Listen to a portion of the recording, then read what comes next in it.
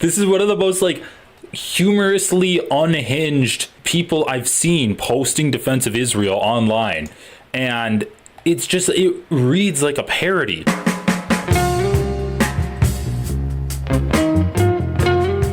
Okay, so what would be a good way to start off with covering Lizzy Savetsky? So you go onto her Twitter, proud Jewish woman on a mission. You look her up online. The first picture, the first thing that shows up in your search result is she's wearing a Israeli flag outfit. That's the literal first thing that shows up when you search her. And I know we've been covering a lot of like Ethan Klein on this channel, but we have to remember that he's kind of like the liberal shield of the absolute depravity and fascism that these people just openly espouse. Ethan Klein says the same things that these people say, but he does it underneath a liberal veneer, and he self-moderates. He really does self-moderate.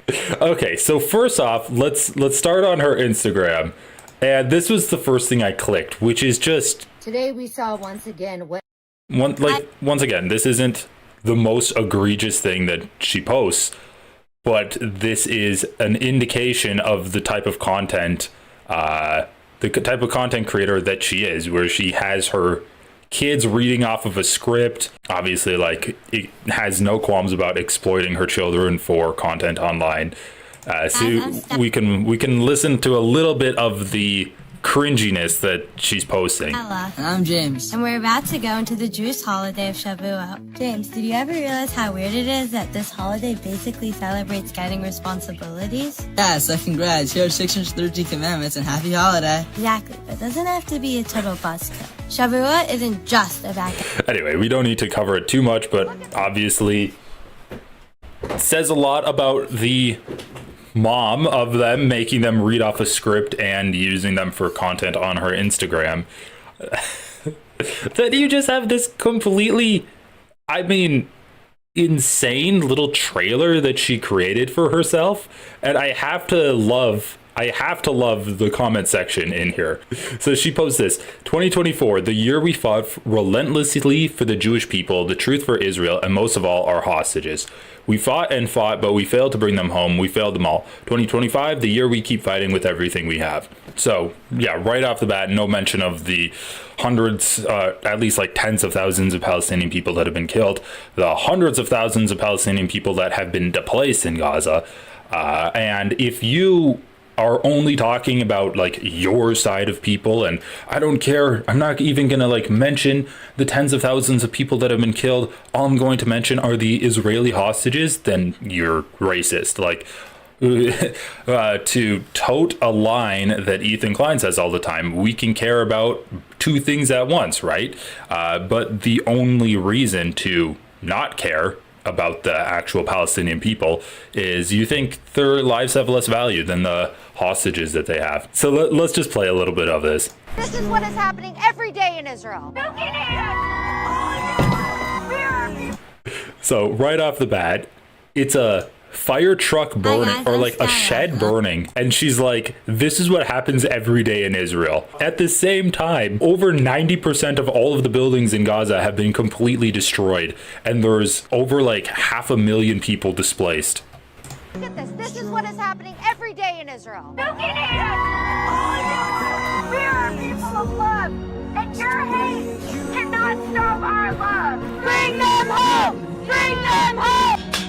We are Hamas. We are not afraid. Doing for our women. I am not going to stop until every single one of them is home. Unmask the hate. You do not stand for human rights. You do not stand for women's rights. What used to be our laws. We don't feel it. Where is our son? Like, what the hell? Where is he? There are still 13 Israeli women held hostage in Gaza right now. All I'm fighting for is to bring you home. She was wearing, was that her? I hate that you can't rewind this. She's wearing a Zionist Barbie shirt. That's crazy.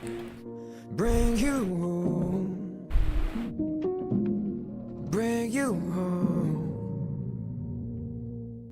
Anyway, so all like endlessly ironic to make a video like that while not mentioning any of the death and devastation that Israel has met upon Gaza. And then also like the comment section is just amazing. Viva Palestine Libre, free Palestine, watermelons, Palestinian flag, Palestinian flag. I am the victim here, Palestinian flag. Can you make a similar video for the tens of thousands of Palestinians that have been killed in the last 18 months?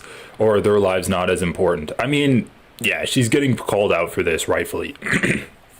Rightfully so. May 2025 be the year when all of our hostages are released, our enemies destroyed. College campuses become safe again for Jewish students and like, just look at the difference between the comments. It's just like a Palestinian flag, right? Saying free Palestine, end the apartheid. Can you talk about all of the tens of thousands of Palestinians that have been killed, or are their lives not as important? And then you get like a Zionist in the replies, and they're like, college campuses in the US aren't safe for Jewish students. We must destroy our enemies and completely get rid of anti-Semitism. And once again, eradicating anti-Semitism for the Zionist means that you can't criticize Israel anymore. And then you go on to her Twitter, and I'm like, okay, well, she's crazy, but you know, she's probably like at least a liberal. Then you get this. First thing on her Twitter, posted today. If you're wondering what's happened to global warming, here's your answer. She's a global warming denier too. It's June 1st and it is freezing in New York. It's about 50 degrees here right now. And I was wondering what happened to global warming. And then I realized that our little climate activist Greta Thunberg has decided to set sail to Gaza. So I guess global warming is over and now we're just free in Palestine. It's June 1st. I love this. This is a completely new angle. Like the idea that you can somehow combine like being a global warming truther or climate change denialist with being a Zionist and just being like endlessly racist towards Palestinians and endlessly bigoted and hateful towards people that speak out and are advocates of Palestinians is just like, it's beautiful. It's a beautiful nexus of two different despicable groups of people. Like, actually, what the hell? She posted this today, and apparently, because it's 50 degrees, or wait, maybe it was yesterday she posted this. Please, what are the comments on here? We'll just run this back one more time. New York. It's June 1st, and it is. Like, the implication that global warming only existed because Greta Thunberg was talking about it is just so hilarious. It's actually like quite similar to what Ethan Klein says too, where he's like, if people speak out too much about Israel, then you're going to give Netanyahu a platform and you're just going to allow him to consolidate more and more power, which is, it's like speaking truth, I guess, to like the fascistic minded person, speaking truth to power, speaking about the bad things that Trump or Netanyahu or any like powerful person or just like a bad thing in general, speaking about that means that it's real. It's a very conspiracy minded. It's really baby brained, and it kind of brings you back into the times where you thought lightning was God being angry with you and smiting you, and if you spoke the name of the evil God, then bad things would happen. Like, it's very caveman brained. It doesn't fit the narrative anymore. These are her new marching orders. Hamas could win me over with one swift act. Oh, shut up, bitch. Okay, this might be the best response to that. This is so dense and stupid, it's barely worth commenting on, but here goes. People can care about more than one issue at a time and can focus on one I mean, yeah, what, like, is she saying that okay, it's not even worth analyzing at all. It's June 1st and it is freezing in New York. It's about 50 degrees here right now. And I was wondering what happened to global warming. And then I realized that our little climate activist Greta Thunberg has decided to set sail to Gaza. So I guess global warming is over and now we're just free in Palestine. It's June 1st and now we're just freeing Palestine. She just has so much hatred in her heart. Okay, we need to see some more of this. What is this? Pro-Hamas riot at W. Orange Shul sparks outrage. At W. Orange Shul sparks outrage and legal battle. The Jewish link. This is institutionalized anti-Semitism and must be dealt with. What is this? W. Orange Shul? Okay, I have no idea what she's talking about. W. Orange Shul. The largest shul in West Orange, New Jersey, Congregation AABG and D, offers a full range of religious, social, and educational programming for individuals and families. So it's a synagogue in New Jersey, and they had a riot there where they're just chilling, standing in a park with a guy reading off of a podium. That's a pro-Hamas riot. Once again, how can a riot definitionally is not an institution? A riot definitionally is not institutionalized. Pro-Hamas riot sparks outrage and legal battle. On November 13th, 2024. Wait, this was like over a year ago. Oh wait, no, not over a year ago. What am I saying? This was like over half a year ago though. Originally scheduled at the home of Renee. This was in November. Why is she posting about it now? So he's recently fallen in combat in Lebanon. The pro-Hamas protesters arrived en masse, disrupting the event. They aggressively confronted Dr. Glick and the other community members standing outside the synagogue, demonstrating what those presented believed was intent to incite violence. Oh my God. So they didn't do any violence, but they demonstrated what they believed was the intent to incite. So they weren't even inciting violence, but they were demonstrating the potential of their intent to incite violence. They shouted and blew horns directly into the ears of Jewish attendees. As tensions escalate, I love it. It's just like, oh my God, you did so much violence. Okay, what did I do? Well, you blew a horn.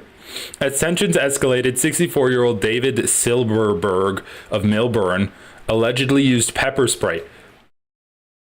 Okay, so a 64-year-old did actual violence, which was using pepper spray. Dr. Glick did not know about the pepper spray event until later that evening.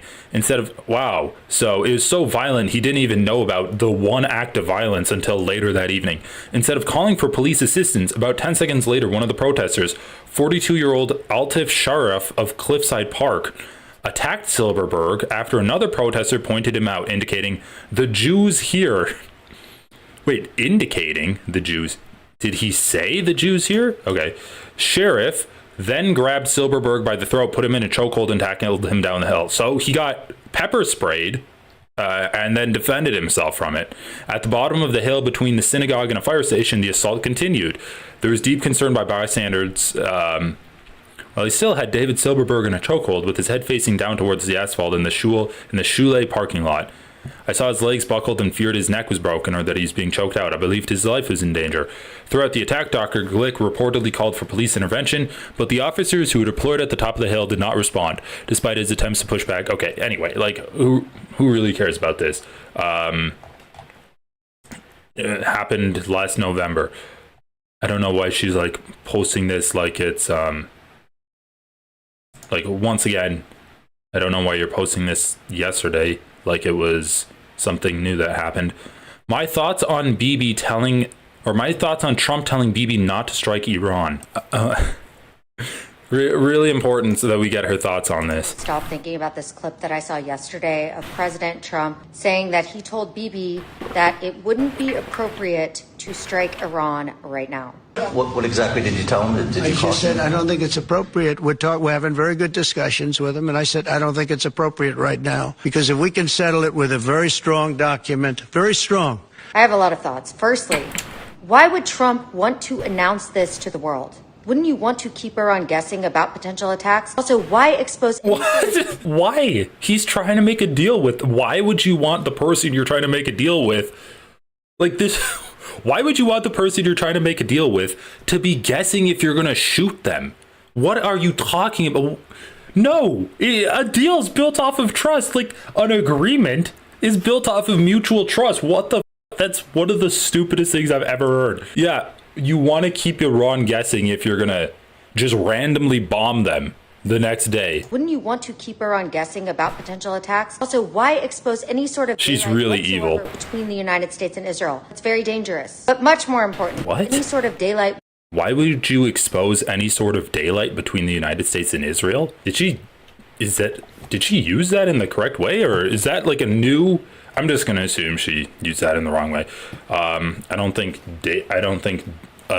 definition of daylight is a breakdown in trust or collaboration whatsoever between the United States and Israel. It's very dangerous. But much more importantly, for Trump to tell Bibi not to strike Iran because of their so-called deal in the works, that is what seems inappropriate to me. Israel isn't even a part of this potential deal with Iran, and Iran is a much more immediate and greater threat to Israel than to America. We all know that America isn't going to be striking. Yeah, okay, so the point of making a deal is to try to get Iran to not get nuclear weapons. That's the point of making a deal. And ostensibly, that would be why Israel wants to bomb Iran too, because they say it's to stop them from getting nuclear weapons. They want to bomb their nuclear facilities. But we know that's not really why Israel wants to attack Iran. They want to attack Iran because they see Iran as like the only threat to their complete regional dominance, and they want to weaken Iran. And the United States doesn't really care about that. It doesn't really give too much of a shit about that because they like the constant conflict in the Middle East. They make a lot of weapons selling to Israel, or they like make a lot of money selling weapons to Israel. But yeah, they don't want like nuclear war. Also, Trump loves the idea that he is a deal maker and he can get things done. So I think that's part of the driving force of why Trump wants to make deals with Iran. And he doesn't want Netanyahu to take the lead on things. Like, we know Trump loves to have people come and talk to him. That's like a huge part of the tariffs. He wanted all of the countries, all of the world leaders to come and bow to him, kiss his ring, and then he can basically be like, okay, you did a good job making up with me. I'll take the tariffs down because you're such a nice guy. I'm friends with all of them. They all love me. And that's why he wants to make a deal with Iran, and why he wants to basically like take out Netanyahu's agency in dealing with Iran. Filters working overtime here. Yeah, these filters are about to break down. Might as well just be AI at this point. At least not anytime soon. And so, of course, it falls on Israel. And that is what really needs to happen, and is what has needed to happen for a long time. Oh, God. This whole thing, very concerning and very confusing. It's very the idea that we might have a peace plan and war won't be necessary is very concerning to me. I mean, I love how she ends out with it's very confusing. Free Palestine is a death cult. End of story. Okay, what kind of gem do we have here? I don't know about you guys, but whenever I see the Palestinian flag, I feel the exact same way, as if I am seeing a Nazi flag, as if I am seeing a swastika. To me, there's absolutely no difference. They both want me dead. I see it on a license plate, when I see it pulled out by musicians at a concert that have nothing to do with the Middle East. They all just want me dead. No difference. Same thing. You might be doing a little bit of projection there. Today, as Trump cuts all remaining federal funding to Harvard, posters appear across campus calling out the Harvard Corporation, the presidents and fellows, for their complicity in the Jew hatred that's been allowed to fester on campus. If they can't protect Jewish students or uphold the university's most basic values, they should be removed and replaced. Okay, I don't really care about this. What's this? Probably shouldn't have behaved like this without security, but I can't help it. Bro! Okay, she was not kidding. Whenever she sees the Palestinian flag, she just sees red. This car has the Palestinian flag like covering its license plate, or as part of its license plate. Maybe they don't need a license plate in the front. And she just, oh my god, she's so hateful. She just has to like flick them off. Like, this is the definition of crybullying. It's a group of people getting by the country you're defending online and in person. That's like your career, I guess, right now, defending Israel. You see someone like showing solidarity with those people, basically just saying like, I'm not forgetting about you. And you can't help but be so spiteful and hateful that you have to flick them off and then like basically say that, oh, you're advocating for my death, you're and then go turn around and start crying and be like, oh, I'm at risk. I'm the one that needs security for doing this. Like, the definition of a crybully. It's all projection too. What a horrible example of a Jewish mother you are for your kids. But if someone gave you the middle finger, it's anti-Semitism. Well, I do love the fact that she's getting called out. Okay. It is also Yom Yerushalayim, where we celebrate the miracle of Jerusalem. For 2,000 years, the Jewish people were exiled, and we didn't have access to the area where our two ancient temples both stood. After a 6-day war in 1967, we miraculously came home to our eternal capital. I'll never forget the first time that I stood in Jerusalem at the Kotel, the Western Wall. I didn't grow up religious, and I didn't grow up in a family that went to Israel. The first time that I went, when I was 18 years old, I didn't really have any expectations of how it would make me feel. But as I stood there and I touched the stones, I thought about my ancestors and everything that they had. I thought about how I was going to justify the idea that we're colonizing Gaza. It's open hunting season on Jews. Nobody's coming to save us. Wake up, arm up, responsibly. This is not about being cool or tough, but it's about survival. Are you f***ing kidding me? Okay. Like, this woman's gonna kill someone, I swear to God. She's gonna see, she's already, like, she said, oh, I see a Palestinian flag and I think they're going to kill me. Those are the people that just want me dead. So what's to stop her from seeing someone with a Palestinian flag and just shooting them? Because in her mind, that would be an act of self-defense. If you're weak, you're dead. But if you're strong, they listen to you. I don't expect them to love me. I'm not the kind of Jew. Bro, why would you say this isn't about being cool or tough? And then immediately you start off with saying, if you're weak, if you're weak, you're dead. If you're strong, they listen to you. If you're weak, you're dead. But if you're... I love how it's video footage of her using a gun for the first time in her life. The guy at the shooting range is telling her how to hold the gun. Like, she obviously doesn't own a gun. She just said in her post the next day, I need security for this. Oh my God, it's so funny. If you're weak, you're dead. But if you're strong, they listen to you. I don't expect them to love me. I'm not the kind of Jew who walks around begging people to love me. Do you know when they love us? After every Holocaust, after the murder of innocent Jews, that's when they love us. That's when they give us plaques and monuments. Well, I'm tired of Kaddish, and I'm tired of yard sites, and I'm tired of vigils. I'm tired of Shiva. I am tired of plaques, and I am tired of monuments. My God. I don't want love. I want respect. The day she became strong. Weak, you're dead. I'm getting a gun so it can have respect. Wow, this just is endless. It's endless. Okay, I'm done. I'm done explaining away. I wish that she actually stopped posting when she said she was done. She did Jerusalem Post stuff. Whoops.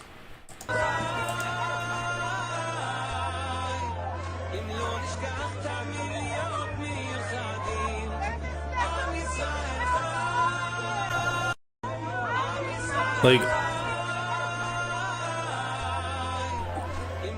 it's just so hateful. Like, you can see that there's Jewish people in the Palestinian side. Like, what? Ah, man. All right, one more. Jerusalem Post. Whoops. This morning, with our miracles, release hostages I've come to know and love like family. Keith and Ava Siegel. Please listen in full and share. Okay. Oh, what's this? Violent mass protesters stormed UCLA's campus today in support of Hamas. Where's the university administration? The violent mass protesters. They're just slowly walking down the stairs. They're obviously college students. They're violently walking down the stairs. Okay, wait. So she no longer feels safe to go to NYU. NYU is now a place where I would no longer feel welcome. Is devastating and infuriating. My heart goes out to every Jewish student that had to sit through this despicable display of hate and lies. Is this one of the valedictorians that gave a speech basically saying free Palestine? I know that I shouldn't be surprised, but I am so deeply emotional about this situation. The keynote speaker at the Gallatin NYU graduation decided to use that opportunity to talk about the atrocities being committed in Palestine. What? Why did she put Palestine in quotes? First of all, come on. Even Israel agrees that 54,000 people have been killed. You don't have to put atrocities in quotes. You know, like, unless you think that killing Palestinians is a morally good thing. Like, even the most disgusting Zionists online will say that you know, Israel's gone a little bit too far. They shouldn't be killing so many civilians. But like, that's just the way Hamas fights. It's unfortunate, but that's just the way that Israel's forced to carry out their removal of Hamas from Gaza. Like, even the most vile Islamophobes and Zionists will say that. But she's just like, oh yeah, I mean, he really says it's atrocities, huh? And in Palestine, why does she put Palestine in quotes? NYU graduation, decided to use that opportunity to talk about the atrocities being committed in Palestine. The only thing that is appropriate to say in this time and to a group this large is a recognition of the atrocities currently happening in Palestine. The genocide currently occurring is supported politically and militarily by the United States. I don't need to explain to you. Bro, that was a great graduation speech, by the way. Like, what's the rebuttal? Saying that killing Palestinians is not a bad thing? Is that what she's going to say? I need to say, I had the best years of my life at Gallatin. Such a special, special place. Oasis within NYU.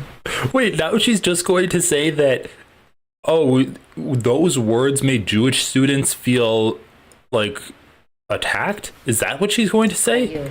That I loved, that allowed me to become me. This feels like a betrayal. They would allow this person to get up and use this platform, this moment, this graduation where there are Jewish students to spread propaganda and lies. Last year I made a video calling out Gallatin because there was a professor that they had on staff who spoke openly about his participation in the Intifada, throwing Molotov cocktails. Never understood why he was hired in the first place. It was only after all the information came out and there was an uproar that they said he's no longer employed here. I upset the powers that be at Gallatin because I was then brought in by the Dean of Gallatin, Victoria Rosner, who asked me if we could have an off-the-record conversation. We sat around a table. We had a very open and honest discussion. I broke down in tears. I felt like there was a sense of trust there, a sense of understanding, not allowing something like this to happen. And here we are. Bro, it's just so crazy. Like, what this woman's doing, what Netanyahu's doing, what Donald Trump is doing, where if you say free Palestine or you do any kind of activism online or in person in favor of Palestine, you get labeled as anti-Semitic, is the most dangerous type of propaganda you can put out there. Because if you say free Palestine is anti-Semitic, then you are equating all Jewish people, whether in America or anywhere around the world, even the Jewish people within Israel, as support for Israel's actions. You are saying that if you are criticizing of Israel, then you're criticizing of all Jewish people everywhere. And so by their own logic, by this woman's logic, if you want to resist the actions of Israel, then by her logic, any kind of Jewish person would be fair target for them. And so you do get violent actions against Jewish people, and I think like this type of rhetoric is exactly to be blamed for that kind of violence. When there's such a conflation by Zionists between all Jewish people around the world and the actions of the Israeli government, if you're hearing that, why would you not say that all Jewish institutions are supportive of the Zionist occupation of Palestine? And so if you do harm upon those Jewish institutions, by some kind of extension, you're doing harm upon the occupation. It's this kind of conflation that Sam Cedar rightfully called out when he was having a conversation with Ethan Klein as extremely dangerous and extremely anti-Semitic. And then Ethan Klein just shut his brain off at it and continues to do it to this day. Watched Dean Rosner get up and introduce this speaker. Nobody got up to stop them. And what kills me is this. So she wanted the speaker to literally be tackled to the ground and dragged out of the room because he dared to say, I would like to highlight the atrocities that we are complicit in funding as Americans. Is the next generation of our leaders. What is our future going to look like? Everyone thinks about their greatest memories with fondness, hoping their children will one day be able to have similar experiences. To think that I had such a positive, beautiful experience at Gallatin, I was so involved in every aspect of student life, and how I would feel so unwelcome there today. how I could never send my kids to a school like this. And like I said, I know I shouldn't be surprised, but this is just so heartbreaking to me. I feel sick to my stomach over all of this. Dean Rosner, you told me to reach out to you if there was an issue. I don't think you're going to be surprised that I take issue with this.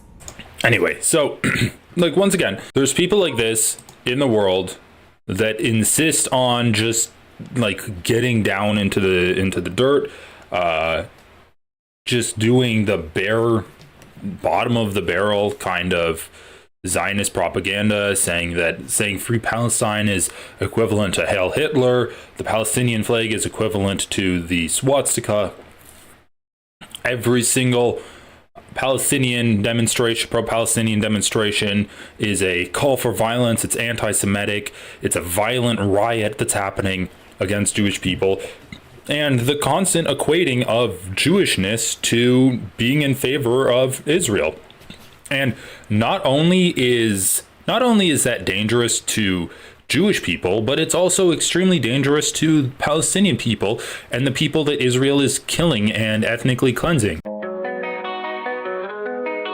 But guys, consider signing up for memberships. It helps me out, helps my editors out. Only $1 a month, so it's really not a big deal. Your name can be green. That will be cool. And thanks for watching, everyone.